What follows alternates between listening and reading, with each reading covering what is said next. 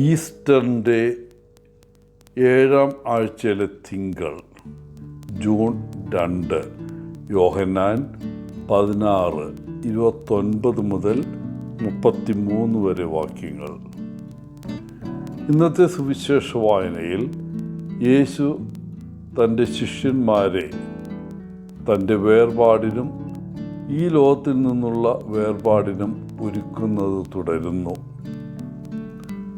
യേശു എന്താണ് പറയുന്നതെന്ന് അവർക്ക് പൂർണ്ണമായി മനസ്സിലായെന്ന് അവർ വിശ്വസിക്കുന്നു. യേശു അവരോട് ചോദിക്കുന്നു, നിങ്ങൾ ശരിക്കും വിശ്വസിക്കുന്നുണ്ടോ?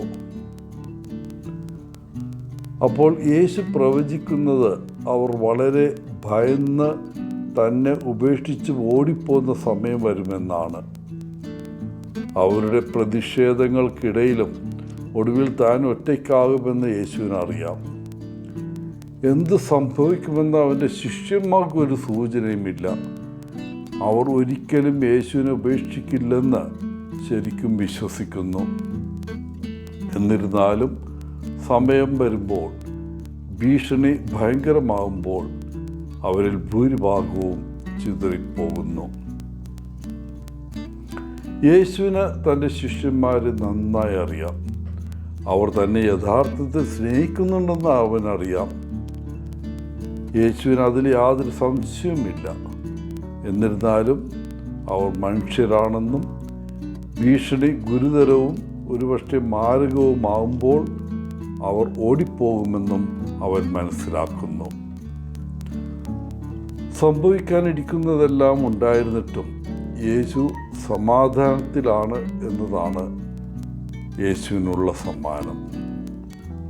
യേശുവിന് പിതാവുണ്ട്. പിതാവ് തന്നെ ഒരിക്കലും ഉപേക്ഷിക്കില്ലെന്ന് യേശു ആഴത്തിൽ വിശ്വസിക്കുകയും അറിയുകയും ചെയ്യുന്നു. നമ്മുടെ പിതാവായ ദൈവം നമ്മെ ഒരിക്കലും ഉപേക്ഷിക്കില്ലെന്ന് നാം വിശ്വസിക്കുന്നുണ്ടോ? പ്രക്ഷുബ്ധതയുടെ നടുവിൽ ദൈവം നമ്മോടൊപ്പമുണ്ടെന്ന് വിശ്വസിച്ചുകൊണ്ട് ഈ സാഹചര്യത്തിലൂടെ നാം കടന്നു പോകുമെന്ന് നമുക്ക് സമാധാനവും ഉറപ്പും ലഭിക്കുന്നുണ്ടോ? ദൈവ സാന്നിധ്യത്തിൽ നമ്മോടൊപ്പം വിശ്വസിക്കാൻ നമുക്ക് കഴിയുമെങ്കിൽ ഈ വിശ്വാസം നമ്മെ ശക്തിപ്പെടുത്തുകയും അങ്ങനെ നാം ഒരിക്കലും ഒറ്റയ്ക്കല്ലെന്ന് മനസ്സിലാക്കാൻ നമ്മെ പ്രാപ്തരാക്കുകയും ചെയ്യും. പ്രിയപ്പെട്ടവരെ, യേശു നമുക്ക് സമാധാനം ആശംസിക്കുന്നു. സമാധാനം എന്നത് 6 അക്ഷരങ്ങളുള്ള ഒരു ചെറിയ വാക്കാണ്. പക്ഷേ സമാധാനത്തിൻ്റെ ആ ദാനം വിവരണാതീതവും വിലമതിക്കാനാവാത്തതുമാണ്. നാം യഥാർത്ഥത്തിൽ സമാധാനം ആഗ്രഹിക്കുന്നുവെങ്കിൽ യേശു ഈ പ്രത്യേക കൃപ നമുക്ക് നൽകും. ആ സമ്മാനത്തിനായി നമുക്കിന്ന് ചോദിക്കാം. എല്ലാവർക്കും നല്ലൊരു ദിനം ആശംസിച്ചുകൊണ്ട് ഒത്തിരി സ്നേഹത്തോടെ പോളച്ചൻ CSSR ഫ്രം കേരള.